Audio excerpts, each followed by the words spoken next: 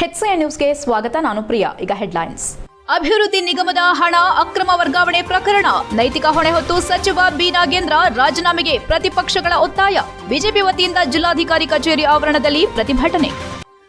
ಬೇಲೂರಿನ ಕೋಗೋಡು ಗ್ರಾಮದಲ್ಲಿ ಕಾಡಾನೆಗಳ ಹಾವಳಿ. ಹಗಲು ವೇಳೆಯಲ್ಲೇ ಮನೆ ಮುಂದೆ ಪ್ರತ್ಯಕ್ಷವಾಗುತ್ತಿರುವ ಕಾಡಾನೆಗಳ ಹಿಂಡು. ಆತಂಕದಲ್ಲಿ ಗ್ರಾಮಸ್ಥರು. ಅಗತ್ಯ ಮೂಲ ಸೌಕರ್ಯವಿಲ್ಲದ ಡಾಕ್ಟರ್ ಬಿಆರ್ ಅಂಬೇಡ್ಕರ್ ಬಾಲಕಿಯರ ವಿದ್ಯಾರ್ಥಿ ನಿಲಯ. ಅಗತ್ಯ ಮೂಲ ಸೌಲಭ್ಯ ಕಲ್ಪಿಸುವಂತೆ ವಿದ್ಯಾರ್ಥಿನಿಯರ ಆಗ್ರಹ. ಎಐಡಿಎಸ್ಒ ನೇತೃತ್ವದಲ್ಲಿ ಇಲಾಖೆ ಕಚೇರಿ ಎದುರು ಪ್ರತಿಭಟನೆ. ಕರ್ನಾಟಕ ಮಹರ್ಷಿ ವಾಲ್ಮೀಕಿ ಪರಿಶಿಷ್ಟ ಪಂಗಡಗಳ ಅಭಿವೃದ್ಧಿ ನಿಗಮದಲ್ಲಿನ ಹಣ ಅಕ್ರಮ ವರ್ಗಾವಣೆ ಪ್ರಕರಣಕ್ಕೆ ಸಂಬಂಧಿಸಿದಂತೆ ನೈತಿಕ ಹೊಣೆ ಹೊತ್ತು ಸಚಿವ ಬಿ ನಾಗೇಂದ್ರ ಅವರು ರಾಜೀನಾಮೆ ನೀಡಬೇಕೆಂದು ಆಗ್ರಹಿಸಿ ಬಿಜೆಪಿ ವತಿಯಿಂದ ಬುಧವಾರ ಜಿಲ್ಲಾಧಿಕಾರಿ ಕಚೇರಿ ಆವರಣದಲ್ಲಿ ಧರಣಿ ನಡೆಸಲಾಯಿತು. ಈ ವೇಳೆ ಬಿಜೆಪಿ ಮುಖಂಡರು ಮತ್ತು ಕಾರ್ಯಕರ್ತರು ರಾಜ್ಯ ಸರ್ಕಾರದ ವಿರುದ್ಧ ಘೋಷಣೆಗಳನ್ನು ಕೂಗಿ ಆಕ್ರೋಶ ವ್ಯಕ್ತಪಡಿಸಿದರು. ನಿಗಮದ ಹಣ ದುರ್ಬಳಕೆ ಹಾಗೂ ಅಕ್ರಮ ವರ್ಗಾವಣೆ ಪ್ರಕರಣದ ಕುರಿತು ಸರ್ಕಾರ ಸಮಗ್ರ ಮತ್ತು ನಿಷ್ಪಕ್ಷಪಾತ ತನಿಖೆ ನಡೆಸಬೇಕು. ಪ್ರಕರಣದಲ್ಲಿ ಭಾಗಿಯಾಗಿರುವ ಅಧಿಕಾರಿಗಳು ಮತ್ತು ಇತರರ ವಿರುದ್ಧ ಕಠಿಣ ಕಾನೂನು ಕ್ರಮ ಕೈಗೊಳ್ಳಬೇಕೆಂದು ಪ್ರತಿಭಟನಾಕಾರರು ಒತ್ತಾಯಿಸಿದರು. ನಿಗಮದ ಹಣದ ಅಕ್ರಮ ವರ್ಗಾವಣೆಯ ನೈತಿಕ ಹೊಣೆಗಾರಿಕೆಯನ್ನ ಸಚಿವ ಬಿ ನಾಗೇಂದ್ರ ಅವರು ವಹಿಸಿಕೊಂಡು ತಮ್ಮ ಸ್ಥಾನಕ್ಕೆ ರಾಜೀನಾಮೆ ನೀಡಬೇಕೆಂದು ಬಿಜೆಪಿ ಮುಖಂಡರು ಆಗ್ರಹಿಸಿದರು. ಕಾಂಗ್ರೆಸ್ ಸರ್ಕಾರ ಅಧಿಕಾರಕ್ಕೆ ಬಂದ ನಂತರ ಬಡವರು, ಪರಿಶಿಷ್ಟ ಪಂಗಡದವರು ಮತ್ತು ಜನಸಾಮಾನ್ಯರಿಗೆ ಅನ್ಯಾಯವಾಗುತ್ತಿದೆ ಎಂದು ಆರೋಪಿಸಿದ ಅವರು, ಸರ್ಕಾರದ ಆಡಳಿತದಲ್ಲಿ ಭ್ರಷ್ಟಾಚಾರಕ್ಕೆ ಅವಕಾಶ ನೀಡಬಾರದು. ಸಾರ್ವಜನಿಕರ ಹಣವನ್ನು ದುರ್ಬಳಕೆ ಮಾಡಿರುವ ಆರೋಪಗಳ ಬಗ್ಗೆ ಪಾರದರ್ಶಕ ತನಿಖೆ ನಡೆಸಿ ತಪ್ಪಿತಸ್ಥರನ್ನ ಕಾನೂನಿನ ಅಡಿ ಶಿಕ್ಷೆಗೆ ಒಳಪಡಿಸಬೇಕೆಂದು ಒತ್ತಾಯಿಸಿದರು. ರಾಜ್ಯ ಸರ್ಕಾರ ಜನರ ಸಮಸ್ಯೆಗಳಿಗೆ ಸ್ಪಂದಿಸುವಲ್ಲಿ ವಿಫಲವಾಗಿದೆ. ಜನ ವಿರೋಧಿ ನೀತಿಗಳನ್ನು ಕೈಬಿಟ್ಟು ಜನಪರ ಆಡಳಿತಕ್ಕೆ ಆದ್ಯತೆ ನೀಡಬೇಕು. ಸರ್ಕಾರಿ ನಿಗಮಗಳ ಹಣವನ್ನು ಫಲಾನುಭವಿಗಳ ಕಲ್ಯಾಣಕ್ಕೆ ಬಳಸುವ ಬದಲು ಅಕ್ರಮವಾಗಿ ವರ್ಗಾವಣೆ ಮಾಡುವಂತಹ ಘಟನೆಗಳು ಮರುಕಳಿಸದಂತೆ ಕಟ್ಟುನಿಟ್ಟಿನ ಕ್ರಮ ಕೈಗೊಳ್ಳಬೇಕೆಂದು ಆಗ್ರಹಿಸಿದರು. ಸಾರ್ವಜನಿಕ ಹಣದ ನಿರ್ವಹಣೆಯಲ್ಲಿ ಸಂಪೂರ್ಣ ಪಾರದರ್ಶಕತೆ ಕಾಪಾಡಬೇಕು. ವಾಲ್ಮೀಕಿ ಅಭಿವೃದ್ಧಿ ನಿಗಮದ ಹಣದ ಅಕ್ರಮ ವರ್ಗಾವಣೆ ಪ್ರಕರಣದಲ್ಲಿ ಯಾರೇ ಭಾಗಿಯಾಗಿದ್ದರೂ ಅವರ ವಿರುದ್ಧ ಪಕ್ಷಪಾತವಿಲ್ಲದೆ ಕಾನೂನು ಕ್ರಮ ಕೈಗೊಳ್ಳಬೇಕು. ತನಿಖೆಯನ್ನು ತ್ವರಿತವಾಗಿ ಪೂರ್ಣಗೊಳಿಸಿ ಸತ್ಯಾಂಶವನ್ನು ಜನರ ಮುಂದೆ ಬಹಿರಂಗಪಡಿಸಬೇಕೆಂದು ಒತ್ತಾಯಿಸಿದರು. ಧರಣಿಯಲ್ಲಿ ಬಿಜೆಪಿ ಜಿಲ್ಲಾಧ್ಯಕ್ಷ ಸಿದ್ದೇಶ್ ನಾಗೇಂದ್ರ, ಹೂಡಾ ಮಾಜಿ ಅಧ್ಯಕ್ಷ ನವಿಲೆ ಅಣ್ಣಪ್ಪ, ರೈತ ಮೋರ್ಚಾ ಅಧ್ಯಕ್ಷ ನಾರಾಯಣಗೌಡ, ವಕೀಲ ಶ್ರೀಕಾಂತ್ ಚನ್ನಂಗಿಹಳ್ಳಿ, ವೇದಾವತಿ, ಗಿರೀಶ್, ಅಮಿತ್ ಶೆಟ್ಟಿ, ಮೋಹನ್ ಕುಮಾರ್, ಶೋಭನ್ ಬಾಬು ಸೇರಿದಂತೆ ಪಕ್ಷದ ಮುಖಂಡರು ಮತ್ತು ಕಾರ್ಯಕರ್ತರು ಪಾಲ್ಗೊಂಡಿದ್ದರು. HCN news Hassan. ಇವತ್ತು ಬೆಳಗ್ಗೆ ಭಾರತೀಯ ಜನತಾ ಪಾರ್ಟಿಯ ರಾಜ್ಯ ಕಚೇರಿ ಜಗನ್ನಾಥ ಭವನದಲ್ಲಿ ಅವರ ಅಂತಿಮ ದರ್ಶನಕ್ಕಾಗಿ ಇಡುವಂಥ ಒಂದು ವ್ಯವಸ್ಥೆ ಆಗಿತ್ತು. ತದನಂತರ ಇವಾಗ ತುಮಕೂರಿನಲ್ಲಿ ಅವರ ಅಂತಿಮ ದರ್ಶನಕ್ಕೆ ವ್ಯವಸ್ಥೆ ಮಾಡಿಕೊಂಡಿದ್ದಾರೆ. ಸರಿಸುಮಾರು 2.5 ಗಂಟೆಗೆ ಚಿತ್ತೂರಿಗೆ ಅವರ ಪಾರ್ಥಿವ ಶರೀರವನ್ನು ಬರುವಂಥದ್ದಾಗುತ್ತೆ. ತದನಂತರ ಅಲ್ಲೂ ಸಹ ಅಂತಿಮ ದರ್ಶನಕ್ಕೆ ಅವಕಾಶವನ್ನು ಮಾಡಿಕೊಟ್ಟು ಅಂತಿಮ ವಿಧಿವಿಧಾನವನ್ನು ಮಾಡಿ. ಬೇಲೂರು ತಾಲೂಕು ಅರೇಹಳ್ಳಿ ಹೋಬಳಿ ವ್ಯಾಪ್ತಿಯ ಕೋಗೋಡು ಗ್ರಾಮದಲ್ಲಿ ಕಾಡಾನೆಗಳ ಹಾವಳಿ ಮತ್ತೆ ತೀವ್ರಗೊಂಡಿದ್ದು, ಹಗಲು ವೇಳೆಯಲ್ಲಿಯೇ ಕಾಡಾನೆಗಳ ಗುಂಪು ಮನೆಗಳ ಮುಂದೆ ಪ್ರತ್ಯಕ್ಷವಾಗುತ್ತಿದೆ. ಇದರಿಂದ ಸ್ಥಳೀಯ ನಿವಾಸಿಗಳು ಮನೆ ಹೊರಗಡೆ ಇರಲಿ, ಮನೆಯೊಳಗೆ ಇರಲು ಭಯಪಡುವಂತಹ ಪರಿಸ್ಥಿತಿ ನಿರ್ಮಾಣವಾಗಿದೆ. ಕಾಡಾನೆಗಳು ಗ್ರಾಮಕ್ಕೆ ಹೊಂದಿಕೊಂಡಿರುವ ಕಾಫಿ ತೋಟಗಳು ಮತ್ತು ಅರಣ್ಯ ಪ್ರದೇಶದಿಂದ ದಿಢೀರನೆ ರಸ್ತೆಗೆ ಬಂದು ನಿಲ್ಲುತ್ತಿದ್ದು, ವಾಹನ ಸವಾರರು ಮತ್ತು ಪಾದಚಾರಿಗಳು ಭಯಭೀತರಾಗಿದ್ದಾರೆ. ಕೆಲ ಸಂದರ್ಭಗಳಲ್ಲಿ ಕಾಡಾನೆಗಳು ಗ್ರಾಮದೊಳಗೆ ಯದ್ವಾತದ್ವಾ ಸಂಚರಿಸುತ್ತಿರುವುದು ನಿವಾಸಿಗಳ ಆತಂಕಕ್ಕೆ ಕಾರಣವಾಗಿದೆ. ಇತ್ತೀಚೆಗೆ ತೋಟದೊಳಗಿನಿಂದ ದಿಢೀರನೆ ರಸ್ತೆಗೆ ಸಲಗವೊಂದು ಬಂದು ಮನುಷ್ಯನನ್ನ ಕಂಡು ಅಟ್ಟಿಸಿಕೊಂಡು ಹೋಗಿದೆ. ಆದರೆ ಕಾಡಾನೆ ತನ್ನ ಕಡೆ ಓಡಿ ಬರುತ್ತಿರುವುದನ್ನು ಕಂಡ ಜನರು ಅಲ್ಲಿಂದ ಕಾಲ್ಕಿತ್ತಿದ್ದರಿಂದ ಸಂಭವನೀಯ ಅಪಾಯವೊಂದು ತಪ್ಪಿದಂತಾಗಿದೆ. ಹಲವು ಬಾರಿ ರಸ್ತೆ ತಡೆ ನಡೆಸಿದ್ರೂ ಪರಿಹಾರವಿಲ್ಲ. ಕಾಡಾನೆಗಳ ಹಾವಳಿಗೆ ಶಾಶ್ವತ ಪರಿಹಾರ ಕಲ್ಪಿಸುವಂತೆ ಒತ್ತಾಯಿಸಿ ಗ್ರಾಮಸ್ಥರು ಈ ಹಿಂದೆಯೂ ಹಲವು ಬಾರಿ ರಸ್ತೆ ತಡೆ ನಡೆಸಿ ಪ್ರತಿಭಟನೆ ನಡೆಸಿದ್ದಾರೆ. ಅರಣ್ಯ ಇಲಾಖೆ ಅಧಿಕಾರಿಗಳಿಗೆ ಮನವಿ ಸಲ್ಲಿಸಿ ಕಾಡಾನೆಗಳನ್ನು ಕಾಡಿನತ್ತ ಅಟ್ಟುವಂತೆ ಮತ್ತು ಗ್ರಾಮಗಳತ್ತ ಅವುಗಳ ಸಂಚಾರವನ್ನು ನಿಯಂತ್ರಿಸಲು ಅಗತ್ಯ ಕ್ರಮ ಕೈಗೊಳ್ಳುವಂತೆ ಒತ್ತಾಯಿಸಿದ್ದಾರೆ. ಆದರೂ ಸಮಸ್ಯೆಗೆ ಇನ್ನೂ ಶಾಶ್ವತ ಪರಿಹಾರ ದೊರೆತಿಲ್ಲ ಎಂಬುದು ಗ್ರಾಮಸ್ಥರ ಆರೋಪವಾಗಿದೆ. ಬೇಲೂರು ತಾಲೂಕು ಅರೇಹಳ್ಳಿ ಹೋಬಳಿ ಕೋಗೋಡು ಗ್ರಾಮದೊಳಗೆ ಬೆಳ್ಳಂಬೆಳಗ್ಗೆ ಕಾಡಾನೆಗಳ ಹಿಂಡು ನುಗ್ಗುತ್ತಿರುವುದರಿಂದ ಇಲ್ಲಿನ ನಿವಾಸಿಗಳು ಜೀವ ಭಯದಲ್ಲೇ ಕಾಲ ಕಳೆಯುವಂತಾಗಿದೆ. HCN news Belur. ಹಾಸನ ನಗರದ ಅಪೂರ್ವ ಬಿಲ್ಡಿಂಗ್ನಲ್ಲಿ ಸಮಾಜ ಕಲ್ಯಾಣ ಇಲಾಖೆ ಅಧೀನದಲ್ಲಿ ಕಾರ್ಯನಿರ್ವಹಿಸುತ್ತಿರುವ ಡಾಕ್ಟರ್ ಬಿಆರ್ ಅಂಬೇಡ್ಕರ್ ಬಾಲಕಿಯರ ವಿದ್ಯಾರ್ಥಿ ನಿಲಯದಲ್ಲಿ ಅಗತ್ಯ ಮೂಲ ಸೌಲಭ್ಯ ಕಲ್ಪಿಸುವಂತೆ ಆಗ್ರಹಿಸಿ ಎಐಡಿಎಸ್ಒ ನೇತೃತ್ವದಲ್ಲಿ ವಿದ್ಯಾರ್ಥಿನಿಯರು ಬುಧವಾರ ಸಮಾಜ ಕಲ್ಯಾಣ ಇಲಾಖೆ ಕಚೇರಿ ಎದುರು ಪ್ರತಿಭಟನೆ ನಡೆಸಿದರು. ವಿದ್ಯಾರ್ಥಿ ನಿಲಯದಲ್ಲಿ ಕಾಟ್, ಬೆಡ್, ಕಿಟಕಿ ಪರದೆ, ಸ್ಲೀಪರ್ ಸ್ಟ್ಯಾಂಡ್, ಮ್ಯಾಟ್, ಸೊಳ್ಳೆ ನಿವಾರಕ ಕಾಯಿಲ್ ಸೇರಿದಂತೆ ಅಗತ್ಯ ಸೌಲಭ್ಯಗಳ ಕೊರತೆಯಿಂದ ವಿದ್ಯಾರ್ಥಿನಿಯರು ತೊಂದರೆ ಅನುಭವಿಸುತ್ತಿದ್ದಾರೆ ಎಂದು ಪ್ರತಿಭಟನಾಕಾರರು ಆರೋಪಿಸಿದರು. ಈ ಕುರಿತು ಹಾಸ್ಟೆಲ್ ವಾರ್ಡನ್ ಮತ್ತು ಸಂಬಂಧಪಟ್ಟ ಅಧಿಕಾರಿಗಳಿಗೆ ಹಲವು ಬಾರಿ ಮೌಖಿಕ ಮತ್ತು ಲಿಖಿತ ಮನವಿ ಸಲ್ಲಿಸಿದ್ರೂ ಸಮಸ್ಯೆ ಬಗೆಹರಿದಿರಲಿಲ್ಲ. ಅಧಿಕಾರಿಗಳ ನಿರ್ಲಕ್ಷ್ಯ ಖಂಡಿಸಿ ಪ್ರತಿಭಟನೆ ನಡೆಸಲಾಯಿತೆಂದು ಅವರು ತಿಳಿಸಿದರು. ಪ್ರತಿಭಟನೆ ಹಿನ್ನೆಲೆ ಸಮಾಜ ಕಲ್ಯಾಣ ಇಲಾಖೆ ನಿರ್ದೇಶಕರು ಮತ್ತು ಉಪನಿರ್ದೇಶಕರು ವಿದ್ಯಾರ್ಥಿನಿಯರ ಮನವಿ ಸ್ವೀಕರಿಸಿ ಬೇಡಿಕೆಗಳನ್ನು ಈಡೇರಿಸುವುದಾಗಿ ಭರವಸೆ ನೀಡಿದರು. 1 ವಾರದೊಳಗೆ ಕಿಟಕಿ ಪರದೆ, ಸ್ಲೀಪರ್ ಸ್ಟ್ಯಾಂಡ್, ಮ್ಯಾಟ್ ಮತ್ತು ಸೊಳ್ಳೆ ನಿವಾರಕ ಕಾಯಿಲ್ಗಳನ್ನು ಒದಗಿಸಲಾಗುವುದು. 110 ಪಿಯು ವಿದ್ಯಾರ್ಥಿನಿಯರು ಇರುವ ಹಾಸ್ಟೆಲ್ನಲ್ಲಿ 15 ದಿನಗಳ ಒಳಗೆ ಪ್ರತಿಯೊಬ್ಬರಿಗೂ ಬೆಡ್ ವ್ಯವಸ್ಥೆ ಮಾಡಲಾಗುವುದೆಂದು ಅಧಿಕಾರಿಗಳು ಭರವಸೆ ನೀಡಿದ್ದಾರೆ. ಅಧಿಕಾರಿಗಳು ಬೇಡಿಕೆಗಳನ್ನು ಈಡೇರಿಸುವುದಾಗಿ ಭರವಸೆ ನೀಡಿರುವುದು ವಿದ್ಯಾರ್ಥಿಗಳ ಹೋರಾಟಕ್ಕೆ ಸಂದ ಜಯವಾಗಿದೆ ಎಂದು ಎಐಡಿಎಸ್ಒ ತಿಳಿಸಿದೆ. ಸರ್ಕಾರಿ ವಿದ್ಯಾರ್ಥಿ ನಿಲಯಗಳಲ್ಲಿ ವಿದ್ಯಾರ್ಥಿಗಳ ಶಿಕ್ಷಣ, ಆರೋಗ್ಯ ಮತ್ತು ಸುರಕ್ಷತೆಗೆ ಅಗತ್ಯವಿರುವ ಎಲ್ಲ ಮೂಲ ಸೌಲಭ್ಯಗಳನ್ನು ಕಲ್ಪಿಸಬೇಕು. ನೀಡಿರುವ ಭರವಸೆಗಳನ್ನು ನಿಗದಿತ ಅವಧಿಯಲ್ಲಿ ಈಡೇರಿಸಬೇಕು. ಇಲ್ಲದಿದ್ದರೆ ಹೋರಾಟ ಮುಂದುವರೆಸಲಾಗುವುದೆಂದು ಸಂಘಟನೆ ಎಚ್ಚರಿಸಿದೆ. ಪ್ರತಿಭಟನೆಯಲ್ಲಿ ಎಐಡಿಎಸ್ಒ ಜಿಲ್ಲಾ ಘಟಕದ ಅಧ್ಯಕ್ಷೆ ಚೈತ್ರ, ಕಾರ್ಯದರ್ಶಿ ಸುಷ್ಮಾ, ಉಪಾಧ್ಯಕ್ಷ ಅಭಿಷೇಕ್ ಮತ್ತು ವಿದ್ಯಾರ್ಥಿನಿಯರು ಭಾಗವಹಿಸಿದ್ದರು. HCN news Hassan. ಕೊಡೋದಕ್ಕೆ ಮತ್ತೆ ನಮ್ದೊಂದು ಡಿಮ್ಯಾಂಡ್ಸ್ ನ ಹೇಳೋದಕ್ಕೆ ಬಂದಿದ್ದೀವಿ. ಸೊ ವಿಷಯ ಏನಪ್ಪಾ ಅಂತ ಹೇಳಿದ್ರೆ PU ಕಾಲೇಜ್ ಸ್ಟಾರ್ಟ್ ಆಗಿ 3 ತಿಂಗಳಾಗಿದೆ. ಹಾಸ್ಟೆಲ್ಗೆ ಬಂದು 3 ತಿಂಗಳಿಂದ ನಮಗೆ ಬೇಕಿರೋ ಮಿನಿಮಮ್ ಮೂಲಭೂತ ಸೌಕರ್ಯಗಳು, ಫಂಡಮೆಂಟಲ್ ಫೆಸಿಲಿಟೀಸು ಇಲ್ಲದೆ 3 ತಿಂಗಳಿಂದ ಕೇಳಿ ಸಾಕಾಗಿ ಇವತ್ತು ನಾವಿಲ್ಲಿ ತಾಲೂಕ್ ಆಫೀಸ್ ಮುಂದೆ ಕುತ್ಕೊಂಡಿದ್ದೀವಿ. ಏನು ಸಮಸ್ಯೆಗಳು ಅಂತ ಹೇಳಿದ್ರೆ ಮಿನಿಮಮ್ ಬೆಡ್ ಏನ್ ಬೇಕು, ಬೆಡ್ ಇಲ್ಲ, ಕಾಟ್ ಇಲ್ಲ, ಮ್ಯಾಟ್ ಇಲ್ಲ, ಮತ್ತೆ ಸ್ಲಿಪ್ಪರ್ ಬಿಟ್ಕೊಳ್ಳೋಕ್ಕಿಲ್ಲ. ಅದಕ್ಕಿಂತ ಇಂಪಾರ್ಟೆಂಟ್ ಆಗಿ ಗರ್ಲ್ಸ್ ಹಾಸ್ಟೆಲ್ ಅದು ಡ್ರೆಸ್ ಚೇಂಜ್ ಮಾಡ್ಬೇಕಂದ್ರೆ ಒಂದು ಮಿನಿಮಮ್ ಸ್ಕ್ರೀನ್ ಬೇಕು. ಒಂದು ಇದು ಕಿಟಕಿಗೆ ಟ್ರಾನ್ಸ್ಪರೆಂಟ್ ಕಿಟಕಿಗಳದು, ಅಲ್ಲಿಗೆ ಸ್ಕ್ರೀನ್ಗಳು ಬೇಕು ಇಮಿಡಿಯೇಟ್ಲಿ. 400 ಜನ ಮಕ್ಕಳಿದಾರಂತೆ. 3 ಫ್ಲೋರ್ ಅಲ್ಲಿ ಬರೀ 2 ಗೀಸರ್ ಇದೆಯಂತೆ. ಸಾಕಾ? ನೀವೇ ಹೇಳಿ ಸರ್. ಮನೆಗೊಂದೊಂದು ಗೀಸರ್, 2 ಗೀಸರ್ ಇಟ್ಕೊಂಡಿರ್ತಾರೆ. ಅಂತದ್ರಲ್ಲಿ 400 ಜನ ಮಕ್ಳಿಗೆ 2 ಗೀಸರ್ ಇದೆ. ಸಾಕಾ? ಇದನ್ನ ನಾವು ಪ್ರಶ್ನೆ ಕೇಳ್ತಾ ಇದೀವಿ. ಸೊ ಹಂಗಾಗಿ ಇಲ್ಲಿ ನಾವು ಡಿಮ್ಯಾಂಡ್ ಹೇಳ್ತಿರೋದೇನಂತ ಹೇಳಿದ್ರೆ ಈ ಎಲ್ಲ HCN ನ್ಯೂಸ್ನಲ್ಲಿ ಈಗ ಒಂದು ಪುಟ್ಟ ಬ್ರೇಕ್. ಹಾಸನದಲ್ಲಿ 28 ವರ್ಷಗಳಿಂದ ಜನತೆಗೆ ಅತ್ಯುತ್ತಮವಾದ ವೈದ್ಯಕೀಯ ಸೇವೆಯನ್ನು ನೀಡುತ್ತಿರುವ Hemavathi multi speciality hospital Hassan. ನಮ್ಮಲ್ಲಿ ದಿನದ 24 ಗಂಟೆಯೂ ಆಕ್ಸಿಡೆಂಟಲ್ ಇಂಜುರೀಸ್ ಮತ್ತು ಎಮರ್ಜೆನ್ಸಿ ಸರ್ವಿಸ್ಗಳನ್ನು ಹೊಂದಿದೆ. ಹೇಮಾವತಿ ಆಸ್ಪತ್ರೆಯ ಡಾಕ್ಟರ್ ನಿಖಿಲ್ ಆರ್ಭಟ್ ರವರು MS ಆರ್ಥೋಪೆಡಿಕ್ನಲ್ಲಿ ಚಿನ್ನದ ಪದಕ ಪಡೆದು ಸಿಂಗಾಪುರ್ ಜನರಲ್ ಹಾಸ್ಪಿಟಲ್ನಲ್ಲಿ ಫೆಲೋಶಿಪ್ ಇನ್ ಜಾಯಿಂಟ್ ರಿಪ್ಲೇಸ್ಮೆಂಟ್ ಸರ್ಜರಿಯ ಪದವಿ ಪಡೆದು ಸೇವೆಯನ್ನ ಸಲ್ಲಿಸಿರುತ್ತಾರೆ.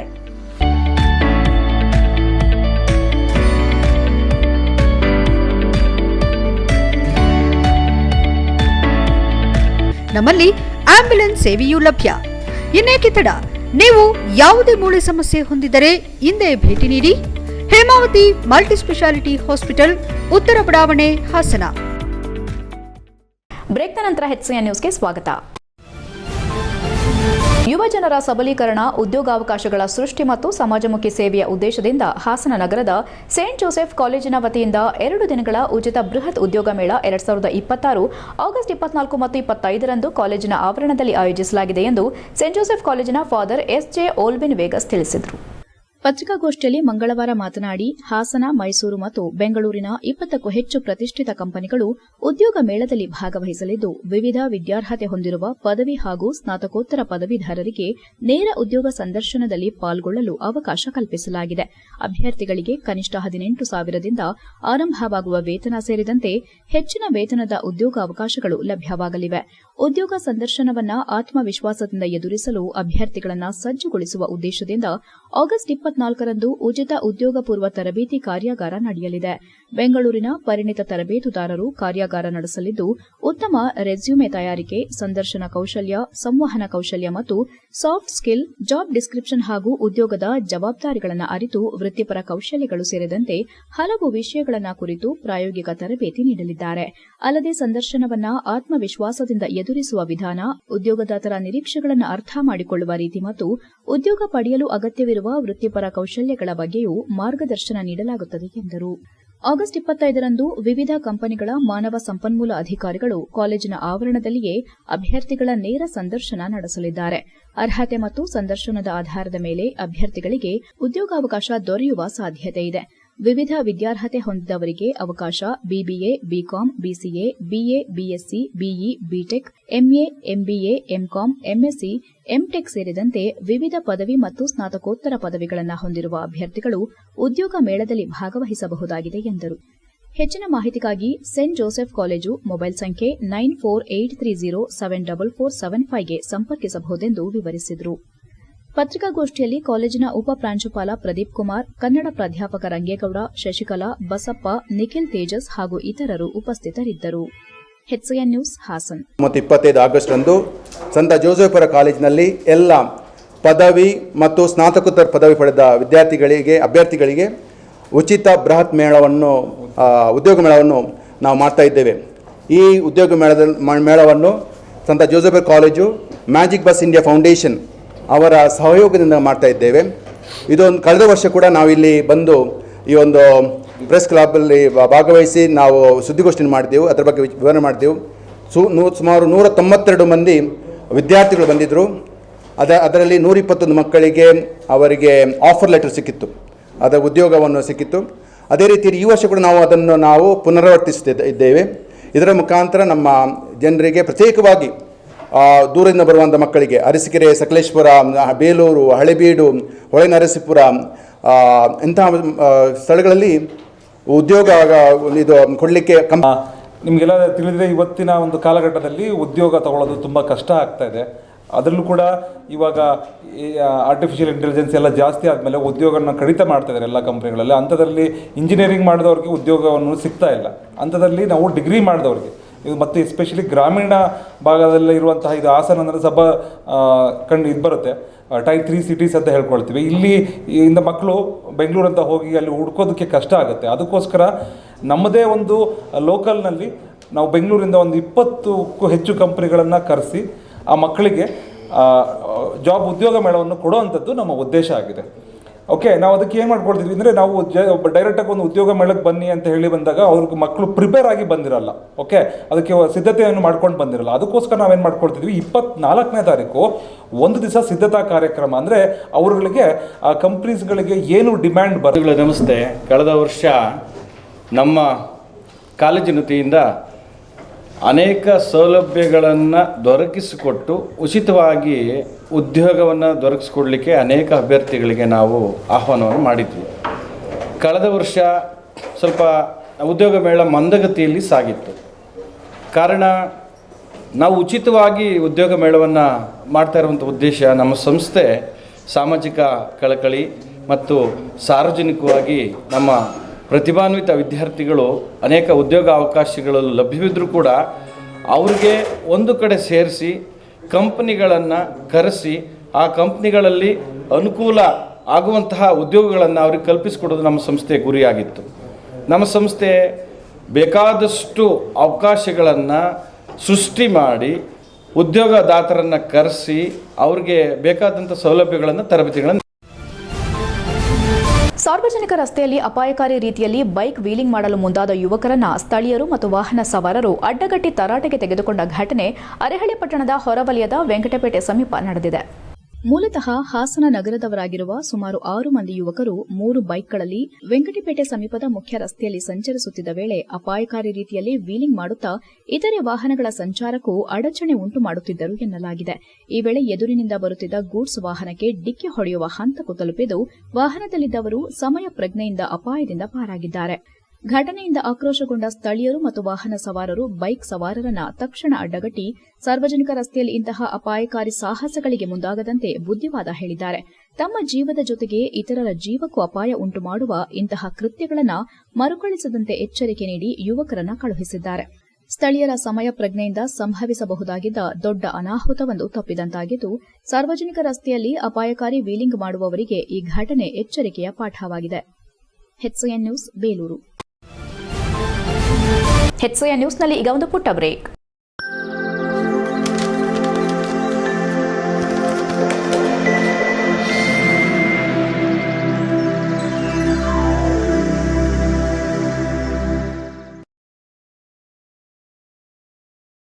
ಬ್ರೇಕ್ನ ನಂತರ HCN ನ್ಯೂಸ್ಗೆ ಸ್ವಾಗತ. ಕಳೆದ ಕಳೆನಾಶಕದ ಬಳಕೆಯಿಂದ ಶುಂಠಿ ಬೆಳೆ ಮೊಳಕೆಯೊಡೆಯದೆ ಸಂಪೂರ್ಣ ಹಾನಿಯಾಗಿದ್ದು ಇದರಿಂದ ಲಕ್ಷಾಂತರ ರೂಪಾಯಿ ನಷ್ಟ ಅನುಭವಿಸಿರುವ ರೈತ ಮಹೇಶ್ ಎಂಬುವರಿಗೆ ನ್ಯಾಯ ದೊರಕಿಸಿಕೊಡಬೇಕೆಂದು ಬಹುಜನ ಸಮಾಜ ಪಕ್ಷದ ತಾಲೂಕು ಪ್ರಧಾನ ಕಾರ್ಯದರ್ಶಿ ಮಂಜುನಾಥ್ ಆಗ್ರಹಿಸಿದ್ದಾರೆ. ಪತ್ರಿಕಾಗೋಷ್ಠಿಯಲ್ಲಿ ಮಂಗಳವಾರ ಮಾತನಾಡಿದ ಅವರು, ಬೇಲೂರು ಕಸಬಾ ಹೋಬಳಿಯ ಬೊಮ್ಮಡಿಹಳ್ಳಿ ಗ್ರಾಮದ ಈರೇಗೌಡ ಎಂಬುವರ ಜಮೀನನ್ನ ಗುತ್ತಿಗೆ ಆಧಾರದ ಮೇಲೆ ಪಡೆದುಕೊಂಡು ಶುಂಠಿ ಬೆಳೆಯಲು ಮುಂದಾಗಿದ್ದೆ. ಎಕರೆಗೆ 80,000ದಂತೆ 1 ಎಕರೆ 20 ಗುಂಟೆ ಜಮೀನನ್ನ ಹಂಗಾಮಿಗೆ ಗುತ್ತಿಗೆ ಪಡೆದು ಸುಮಾರು 30 ಚೀಲ ಶುಂಠಿ ಬೀಜವನ್ನ ಹಾಕಿದ್ದೆ ಎಂದು ತಿಳಿಸಿದರು. ಶುಂಠಿ ನಾಟಿ ಮಾಡಿದ ಸುಮಾರು 18 ದಿನಗಳ ಬಳಿಕ ಕಳೆನಾಶಕ ಸಿಂಪಡಿಸುವ ಅಗತ್ಯವಿದ್ದ ಹಿನ್ನೆಲೆ ಬೇಲೂರಿನ ಹೊಳೆ ಬೀದಿಯಲ್ಲಿರುವ ದಾಸೇಗೌಡ ಪ್ಲಾಂಟೇಷನ್ಗೆ ತೆರಳಿ ಕಳೆನಾಶಕ ಕೇಳಿದ್ದೆ. ಅಂಗಡಿ ಮಾಲೀಕ ರಘು ಅವರು ನೀಡಿದ ಔಷಧಿ ಜೊತೆಗೆ ಭತ್ತದ ಗದ್ದೆಗೆ ಬಳಸುವ ಕಳೆನಾಶಕವನ್ನ ನೀಡಿದ್ದರು ಎಂದು ಆರೋಪಿಸಿದರು. ಭತ್ತದ ಬೆಳೆಗೆ ಬಳಸುವ ಕಳೆನಾಶಕವನ್ನ ಶುಂಠಿಗೆ ನೀಡುತ್ತಿರುವುದೇಕೆ ಎಂದು ಪ್ರಶ್ನಿಸಿದಾಗ ಅಂಗಡಿ ಮಾಲೀಕರು 2 ಔಷಧಿಗಳನ್ನು ಸೇರಿಸಿ ಸಿಂಪಡಿಸಿದರೆ ಮುಂದೆ ಹುಲ್ಲು ಬರುವುದಿಲ್ಲ ಎಂದು ಹೇಳಿದರು. ಅವರ ಸಲಹೆಯನ್ನ ನಂಬಿ ನೀಡಿದ್ದ ಕಳೆನಾಶಕವನ್ನ ಶುಂಠಿ ಬೆಳೆಗೆ ಸಿಂಪಡಿಸಿದ್ದೆ ಎಂದರು.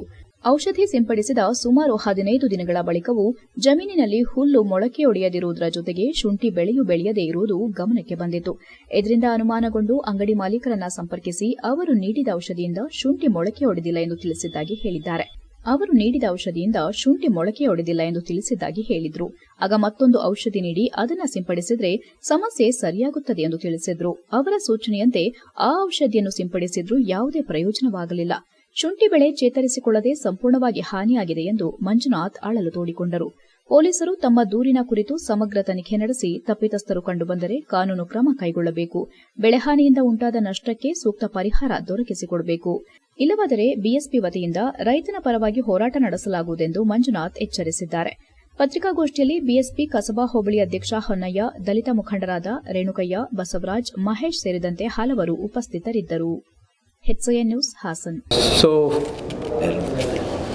ಬೇಲೂರು ತಾಲೂಕು ಕಸಬಾ ಹೋಬಳಿ ಕಬ್ಬಿನಮನೆ ಗ್ರಾಮದ ನಿವಾಸಿಯಾದ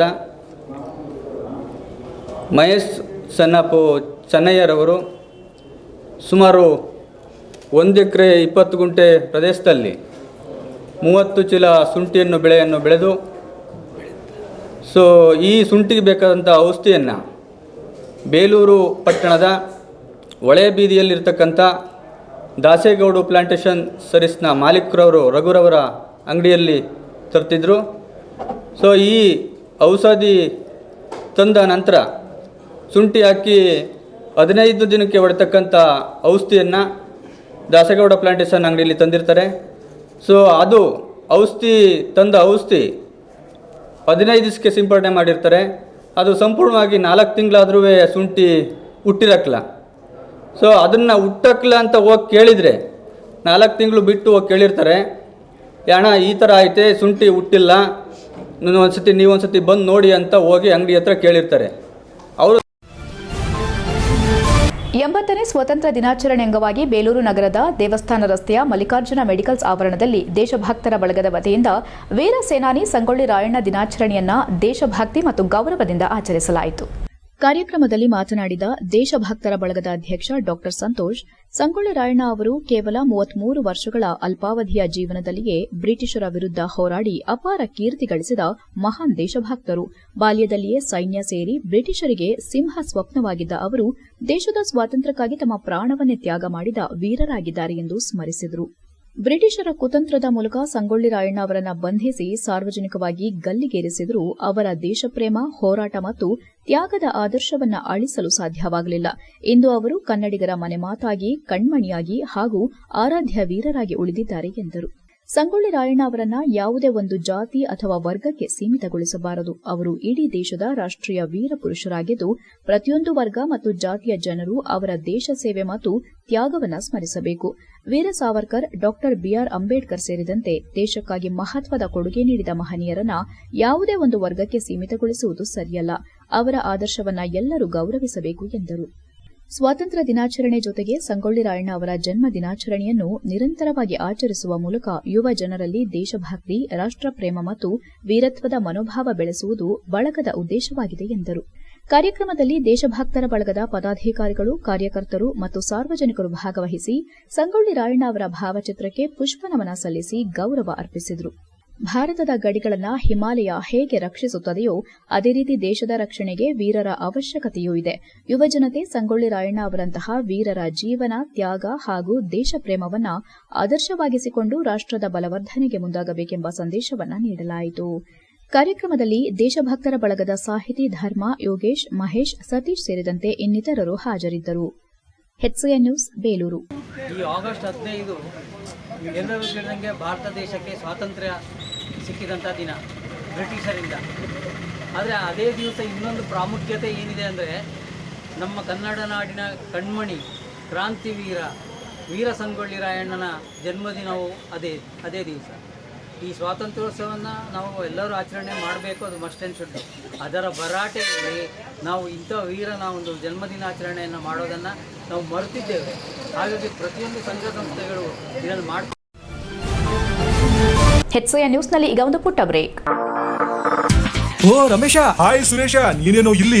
ನನ್ ಮಗನ್ನ PU ಜೊತೆಗೆ CA ಮಾಡ್ಸೋಣ ಅಂದ್ರೆ ನನ್ನ ಮಗ ಸ್ಪೋರ್ಟ್ಸ್ ಕಲ್ಚರಲ್ಸ್ ಅಂತಿದ್ದಾನೆ. ಏನ್ ಮಾಡೋದು? ಅದಕ್ಕೆ ಟೆನ್ಷನ್. ಡೈರೆಕ್ಟ್ ಆಗಿ ಕರ್ಕೊಂಡು ಹೋಗಿ ಪ್ರತಿ ಸಲ 100% ರಿಸಲ್ಟ್ ತಗೋತಿರೋ ನಮ್ಮ ಸೆಂಟ್ರಲ್ ಕಾಮರ್ಸ್ ಕಾಲೇಜ್ಗೆ ಸೇರ್ಸು. ಅಲ್ಲಿ ಪ್ರತಿ ವರ್ಷ ಸ್ಟೇಟ್ ರ್ಯಾಂಕ್ಸ್ ಹಾಗೆ ಜಿಲ್ಲೆಗೆ ಫಸ್ಟ್ ರ್ಯಾಂಕ್ ತಗೊಳ್ಳೋ ಜೊತೆಗೆ CA, CS ಗೆ ಕೋಚಿಂಗ್ ಕೊಟ್ಟು ಒಳ್ಳೆ ರಿಸಲ್ಟ್ ಕೊಡ್ತಿರೋ ಜಿಲ್ಲೆಯ ನಂಬರ್ 1 ಕಾಮರ್ಸ್ ಕಾಲೇಜು. ಅಲ್ಲ, CA ಕೇಳಿದೀನಿ, CS ಅಂದ್ರೆ ಕಂಪನಿ ಸೆಕ್ರೆಟರಿ ಅಂತ. ಅದು CA ತರನೇ ಪ್ರೊಫೆಷನಲ್ ಕೋರ್ಸು. ಇಡೀ ಜಿಲ್ಲೆಯಲ್ಲಿ CS ಗೆ ಕೋಚಿಂಗ್ ಕೊಡ್ತಿರೋದು ಇದೊಂದೇ ಕಾಲೇಜು. ಜೊತೆಗೆ PU, ಡಿಗ್ರಿ ಎಲ್ಲ ಸ್ಟೂಡೆಂಟ್ಸ್ ಗೂ advance excel, SAP, tally, power BI ತರ ಆಡ್ ಆನ್ ಕೋರ್ಸ್ ಗಳು ಇವೆ. ಇಷ್ಟೇ ಅಲ್ಲಪ್ಪ, ಡಿಗ್ರಿ ಸ್ಟೂಡೆಂಟ್ಸ್ ಗೆ ಪ್ಲೇಸ್ಮೆಂಟ್ ಟ್ರೈನಿಂಗ್ ಕೊಟ್ಟು ಕ್ಯಾಂಪಸ್ ಇಂಟರ್ವ್ಯೂ ಮಾಡಿಸ್ತಾರೆ. ಮತ್ತೆ ಪ್ರತಿ ವರ್ಷ ಕಾಲೇಜಿನ 50 ರಿಂದ 60 ವಿದ್ಯಾರ್ಥಿಗಳು ಒಳ್ಳೊಳ್ಳೆ ಕಂಪನಿಗೆ ಸೆಲೆಕ್ಟ್ ಆಗ್ತಿದ್ದಾರೆ. ಜೊತೆಗೆ ಸ್ಪೋರ್ಟ್ಸ್ ನಲ್ಲಿ ಈ ಕಾಲೇಜ್ ನ ಮಕ್ಕಳು ಸ್ಟೇಟ್ ಮತ್ತೆ ನ್ಯಾಷನಲ್ಸ್ ಗೂ ಹೋಗ್ತಾರೆ. ಕಲ್ಚರಲ್ಸ್ ಗೆ ಟ್ಯಾಲೆಂಟ್ ಹಂಟ್ ಅಂತ ಹಬ್ಬನೇ ಮಾಡ್ತಾರೆ. ಹಾಗಾದ್ರೆ ಕಾಮರ್ಸ್ ಮಕ್ಕಳಿಗೆ ಬೇಕಿರೋ A to Z ಇದೊಂದೇ ಕಾಲೇಜ್ ನಲ್ಲಿ ಸಿಗುತ್ತೆ ಅಂತ ಆಯ್ತು. ಹೌದು, ಹುಡುಗರಿಗೂ ಹುಡುಗಿಯರಿಗೂ ಪ್ರತ್ಯೇಕ ಹಾಸ್ಟೆಲ್ ವ್ಯವಸ್ಥೆ ಕೂಡ ಇದೆ. ಅದೇ ನಮ್ಮ ಸೆಂಟ್ರಲ್ ಕಾಮರ್ಸ್ ಕಾಲೇಜ್. ಪ್ರವೇಶಾತಿಗಾಗಿ ಸಂಪರ್ಕಿಸಿ central commerce PU college, Saibaba temple ಎದುರು, ಸಾಲಗಾಮಿ ರಸ್ತೆ, Hassan. Central commerce degree college, Salagami ರಸ್ತೆ, ಹಾಸನ. ದೂರವಾಣಿ ಸಂಖ್ಯೆ 9916141544 ಮತ್ತು 9902301522.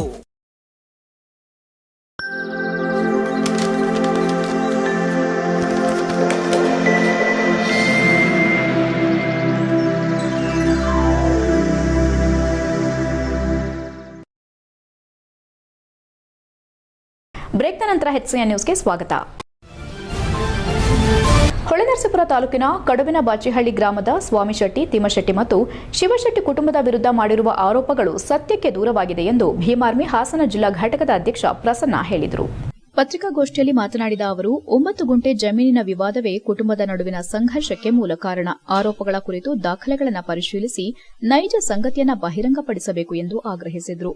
ಚಂದನ್ ಅಸ್ವಸ್ಥಗೊಂಡಿದ್ದ ಸಂದರ್ಭದಲ್ಲಿ ಪೊಲೀಸರು ಪಡೆದ ಹೇಳಿಕೆಯಲ್ಲಿ ಯಾರ ಭಯ ಅಥವಾ ಕಿರುಕುಳದಿಂದ ಔಷಧಿ ಸೇವಿಸಿಲ್ಲ ಎಂದು ತಿಳಿಸಿದರೆಂದು ಪ್ರಸನ್ನ ಹೇಳಿದರು. ಚಂದನ್ ನಿಧನದ ಬಳಿಕ ಕುಟುಂಬಕ್ಕೆ ಸ್ವಾಮಿಶೆಟ್ಟಿ 1.30 ಲಕ್ಷ, ತಿಮ್ಮಶೆಟ್ಟಿ 1.50 ಲಕ್ಷ ಮತ್ತು ಶಿವಶೆಟ್ಟಿ 1.50 ಲಕ್ಷ ನೆರವು ನೀಡಿದ್ದರು. ಈ ಹಣವನ್ನು ತಪ್ಪಾಗಿ ಬಿಂಬಿಸಿ ಆರೋಪ ಮಾಡಲಾಗಿದೆ ಎಂದರು. ಪೊಲೀಸ್ ಹಾಗೂ ಕಂದಾಯ ಅಧಿಕಾರಿಗಳು ಎರಡೂ ಕಡೆಯವರ ಹೇಳಿಕೆ ಮತ್ತು ದಾಖಲೆಗಳನ್ನು ಪರಿಶೀಲಿಸಿ ನ್ಯಾಯಯುತ ಕ್ರಮ ಕೈಗೊಳ್ಳಬೇಕೆಂದು ಒತ್ತಾಯಿಸಿದರು.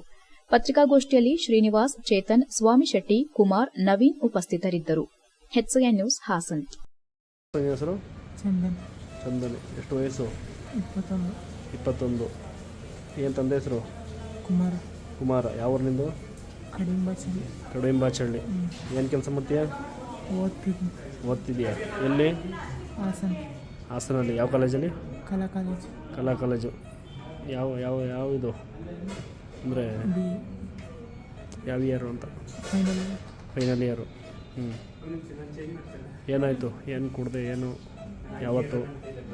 ನಿನ್ನೆ 12:30. ಯಾವ ಬೆಳಗ್ಗೆನಾ ರಾತ್ರಿನಾ? ಬೆಳಗ್ಗೆ. ಎಲ್ಲಿ? ಮನೆಯಲ್ಲಿ. ಎಲ್ಲಿ? ಊರಲ್ಲಿ. ಯಾವ ಊರಲ್ಲಿ? ಕಡುವಿಂಬಾಚಳ್ಳಿ. ಮನೆಯಲ್ಲಿಯ? ಹುಷಾರಿರಲಿಲ್ಲ, ಕೆಮ್ಮು, ಶೀತ ಇತ್ತು. ಅದು ಸಿರಪ್ ಏನೋ ಅನ್ಕೊಂಡು ಆಯ್ಕೊಂಡು ಕುಡಿದ್ಬಿಟ್ಟು. ಸಿರಪ್ಪು ಮನೆಯಲ್ಲೇ ಇತ್ತ? ಮನೇಲೆ ಸಿರಪ್ ಇತ್ತು. ಸಿರಪ್ ಏನೋ ಅಂತ ಕೊಡಿ. ಗೊತ್ತಿರಲಿಲ್ಲ ನಿಮಗೆ? ಅದು ವಾಮಿಟ್ ಆದಾಗಲೇ ಗೊತ್ತಾಗಿತ್ತು. ಸಿರಪ್ಪು ಒಂದು ಮೊದಲೇ ಕೆಮ್ಮಿಂದೆಲ್ಲ ನಿಮ್ಮ ಮನೇಲಿ ಇತ್ತಾ? ಇದೆಂತೆಲ್ಲ ಇತ್ತಲ್ಲ ಇದು? ಇದು ಶುಂಠಿ ಔಷಧಿ. ಅದು ಮನೇಲೇ ಇತ್ತು.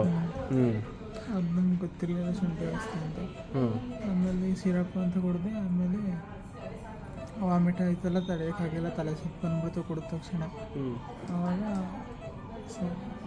7 ದಿನ ನಮ್ಮಮ್ಮ ಬಂತು ಅಷ್ಟೊತ್ತಿಗೆ ಕೆಲಸ. ಕೊನೆಯಲ್ಲಿ ಮತ್ತೊಮ್ಮೆ ಮುಖ್ಯಾಂಶಗಳು. ಅಭಿವೃದ್ಧಿ ನಿಗಮದ ಹಣ ಅಕ್ರಮ ವರ್ಗಾವಣೆ ಪ್ರಕರಣ, ನೈತಿಕ ಹೊಣೆ ಹೊತ್ತು ಸಚಿವ ಬಿ ನಾಗೇಂದ್ರ ರಾಜೀನಾಮೆಗೆ ಪ್ರತಿಪಕ್ಷಗಳ ಒತ್ತಾಯ. ಬಿಜೆಪಿ ವತಿಯಿಂದ ಜಿಲ್ಲಾಧಿಕಾರಿ ಕಚೇರಿ ಆವರಣದಲ್ಲಿ ಪ್ರತಿಭಟನೆ. ಬೇಲೂರಿನ ಕೋಗೋಡು ಗ್ರಾಮದಲ್ಲಿ ಕಾಡಾನೆಗಳ ಹಾವಳಿ, ಹಗಲು ವೇಳೆಯಲ್ಲೇ ಮನೆ ಮುಂದೆ ಪ್ರತ್ಯಕ್ಷವಾಗುತ್ತಿರುವ ಕಾಡಾನೆಗಳ ಹಿಂಡು, ಆತಂಕದಲ್ಲಿ ಗ್ರಾಮಸ್ಥರು. ಅಗತ್ಯ ಮೂಲ ಸೌಕರ್ಯವಿಲ್ಲದ ಡಾಕ್ಟರ್ ಬಿಆರ್ ಅಂಬೇಡ್ಕರ್ ಬಾಲಕಿಯರ ವಿದ್ಯಾರ್ಥಿ ನಿಲಯ, ಅಗತ್ಯ ಮೂಲ ಸೌಲಭ್ಯ ಕಲ್ಪಿಸುವಂತೆ ವಿದ್ಯಾರ್ಥಿನಿಯರ ಆಗ್ರಹ. ಎಐಡಿಎಸ್ಒ ನೇತೃತ್ವದಲ್ಲಿ ಇಲಾಖೆ ಕಚೇರಿ ಎದುರು ಪ್ರತಿಭಟನೆ. ಇಷ್ಟೊತ್ತು ನೀವು ನೋಡಿದ್ದು ಹಾಸನದ ಸುದ್ದಿ ಅಂದ್ರೆ HCN ನ್ಯೂಸ್.